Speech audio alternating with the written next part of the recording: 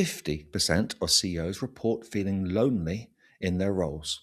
Here's something that comes up more often than most CEOs would want to admit or openly discuss. I'm talking about the isolation of the role itself. I'm not talking about the strategic challenges, we know about those, not the board pressure either. It's the simple human reality that when you step into the role, particularly when you've been tasked with restarting growth, there are suddenly far fewer people who understand what you're actually facing.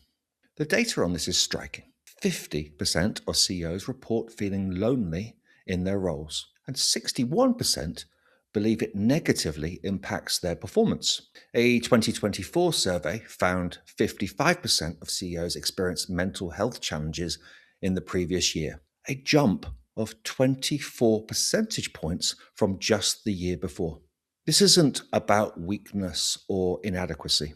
It's about the reality of the role. When you're the one ultimately accountable for whether growth reignites, when you're making decisions that affect people's livelihoods, when showing uncertainty could destabilize your team, that creates a unique kind of isolation that's rarely discussed in leadership circles.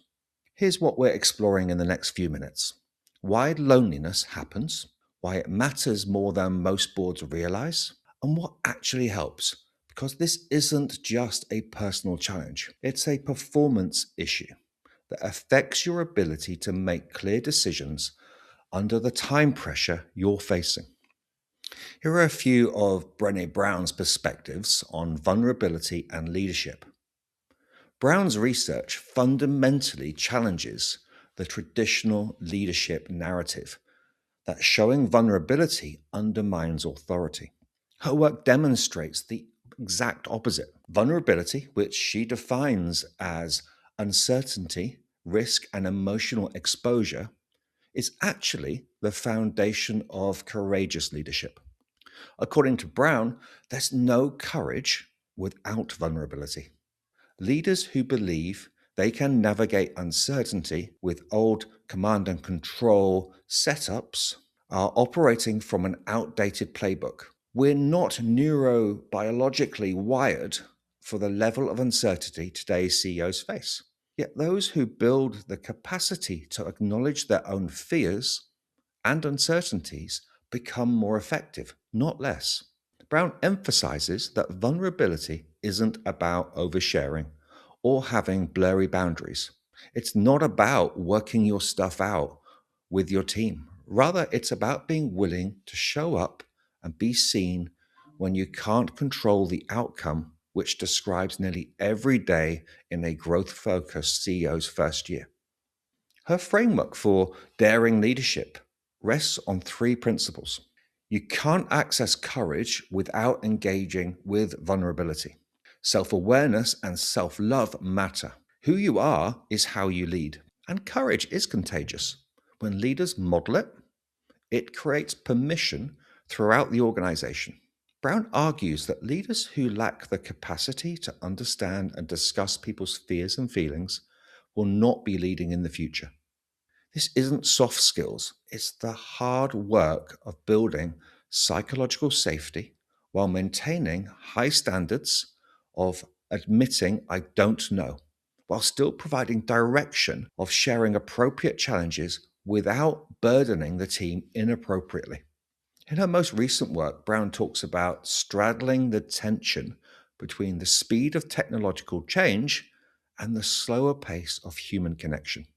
Both are needed. The leaders who can hold that paradox, who can be both strong and vulnerable, are the ones who build resilient, innovative organizations. Brown's framework helps explain why CEO loneliness isn't just emotional experience. It's a signal that the traditional always have the answers leadership model doesn't match the reality of the job you're actually doing. When you've been brought in specifically because previous strategies failed, admitting, I'm still diagnosing what's broken here, isn't weakness, it's honesty. The challenge is finding the right people and context for that honesty. You can't work through strategic uncertainty with your board. You can't show doubt to a team that's already anxious about whether you can deliver growth. This creates a bind.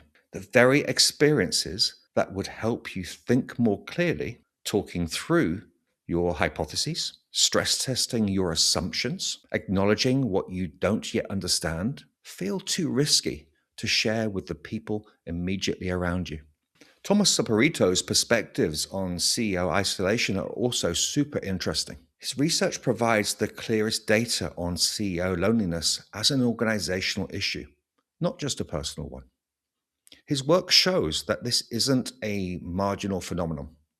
It's affecting performance at the highest level of organizations.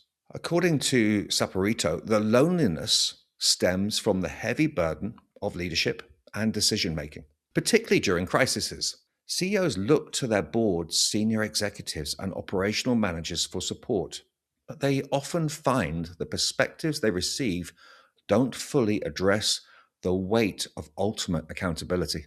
He emphasizes the importance of building a group of trusted advisors from day one, specifically for getting honest, unvarnished feedback. This isn't about finding cheerleaders or yes people. It's about creating relationships where you can test your thinking before it becomes an organizational strategy. He argues that CEOs should actively stay in contact with their teams and make space for emotions, both their own and others. The traditional expectation that leaders should hide their struggles creates a performance undermining cycle. Isolation leads to worse decisions, which increases stress, which deepens isolation.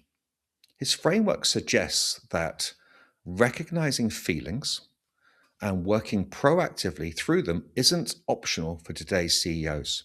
The question isn't whether you experience doubt, uncertainty, or loneliness in the role. It's whether you have the systems in place to process those experiences in ways that improve rather than impair your judgment. His research shows that CEOs who form structured peer relationships, not casual networking, but regular confidential forums with other CEOs facing similar challenges, report both reduced feelings of isolation and improved decision making effectiveness. So, what emerges from both Brown's research on vulnerability and Saporito's data on CEO isolation is a clear pattern. The loneliness isn't incidental to the role, it's built into it. And it matters because leadership at this level requires clear judgment under pressure, which isolation undermines. So the practical question isn't, should I feel this way? You're going to feel it. The question is, what structures do you put in place so loneliness doesn't become a decision making liability? Here's what actually seems to help. First, distinguish between appropriate vulnerability and oversharing. Your team doesn't need to hear your every doubt, but they do need to see you're human. I'm still working through the best approach here. Is different from I have no idea what I'm doing. One builds trust, the other creates anxiety. Second, build deliberate peer relationships outside your organization. CEO peer groups exist specifically for this. Third, create a small personal board of advisors, 2 to 3 people outside your formal governance structure, who you can completely be honest with. Not your board chair, not your investors, people whose only agenda is helping you think clearly. So at Zockery, we pride ourselves on supporting and serving as a trusted advisor to CEOs. Fourth, recognize that acknowledging the isolation is itself an act of leadership. Your executive team sees when something's hard. Pretending it isn't doesn't fool them. It just signals that honesty isn't valued here. Your predecessor likely felt the same isolation and may not have had structures in place to address it. That's actually relevant information because if loneliness contributed to unclear thinking or delayed decisions that stalled growth, then addressing your own isolation isn't self care, It is strategic. Consider this. What would change about your decision making if you had two other CEOs or advisors that have faced similar challenges, who you could talk completely honestly with, maybe twice a month, not hypothetically? What specific decisions in the next month would benefit from that sounding board? Because that's what you're building when you address loneliness proactively. Not therapy, not weakness, better judgment under pressure, which is precisely what your company needs from you right now.